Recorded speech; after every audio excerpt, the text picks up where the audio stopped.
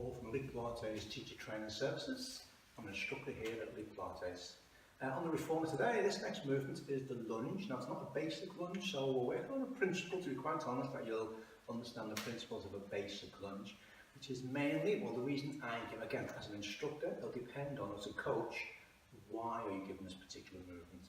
Because it's multifaceted. For me, usually it's as a hip flexor stretch, as well as working on the support leg, obviously it gets that, but mainly I use it as a hip flexor stretch. So we'll assume you know the basics, although I'll whiz over them. The front foot is going to be lifted on a slight block. That just makes the hamstrings and the glutes. The hamstrings as a hip extensor and the glutes as a hip extensor work a little bit harder.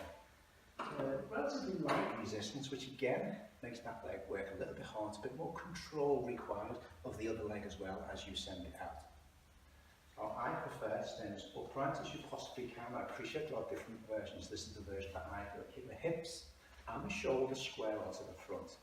Also going to use a band and add chest expanders into this. One of the main reasons I actually add chest expanders really to helps keep people's chest up, as well as giving the brain something else to think of, something else to control. Obviously it opens up the chest and it works the rhomboids and the upper mid-traps, the deltoids, the tricep a little bit.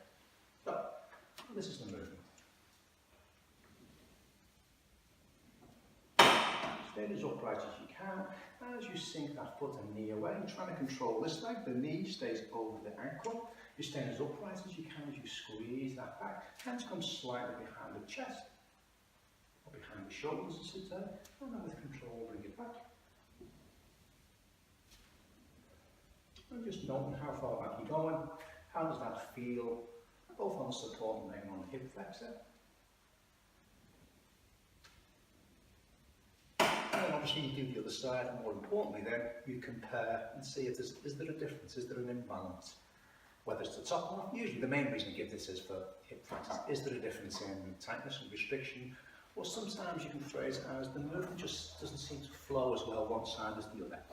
There's nothing magic in the numbers. I usually do force a habit, 6 one side, 6 the other, and then compare sides. Usually do a few more then on the more problematic side, or the side which might feel weaker, more restricted, but doesn't flow as well. And that's one version of millions of versions of lunges.